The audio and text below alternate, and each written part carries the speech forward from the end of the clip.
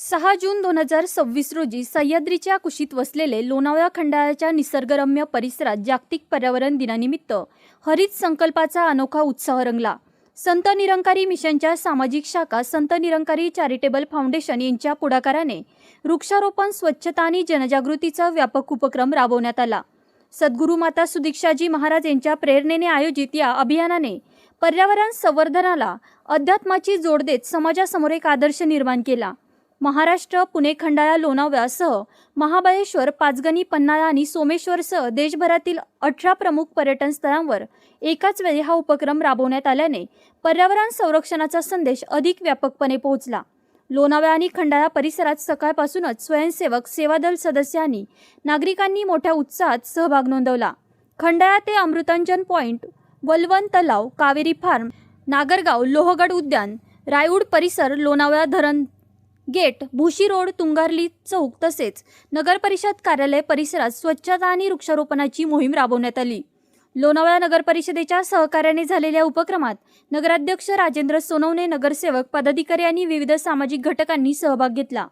डोंगर, दऱ्या आणि पर्यटन स्थळावर स्वच्छतेचा संदेश देत पर्यावरण संवर्धनाची प्रत्यक्ष कृती घडवून आणण्यात आली। संयुक्त राष्ट्र संघाच्या बीट प्लास्टिक पोल्युशन या संकल्पनेला अनुसरून आयोजित करण्यात आलेल्या मोहिमेत वृक्षारोपणाबरोबरच प्लास्टिक मुक्ती, कचरा व्यवस्थापन आणि पर्यावरण जागृतीवर विशेष भर देण्यात आला।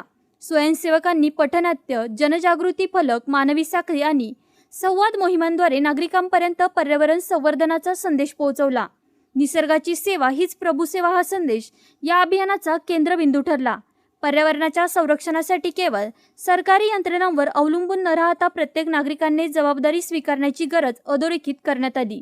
संत निरंकारी मिशनचे पुणे झोनल प्रभारी अशोक अहुजा यांनी सांगितले की 2014 पासून मिशन संयुक्त राष्ट्र पर्यावरण कार्यक्रमाच्या संकल्पनांशी सुसंगत उपक्रम सातत्याने राबवत आहे। स्वच्छता ही फक्त परिसराची नसून विचारांची, संस्काराची आणि जीवनशैलीची असावी हा संदेश मिशन सातत्याने देत आहे। वाढते प्रदूषण, प्लास्टिकचा वापर आणि पर्यावरणीय संकटांच्या पार्श्वभूमीवर अशा उपक्रमांची गरज अधिक तीव्र झाली आहे। हरित, स्वच्छ आणि सुरक्षित भविष्यासाठी समाजाच्या प्रत्येक घटकाने एकत्र येण्याची आवश्यकता अधोरेखित करत या अभियानाने पर्यावरण संवर्धनाच्या चळवळीला नवी ऊर्जा दिली आहे।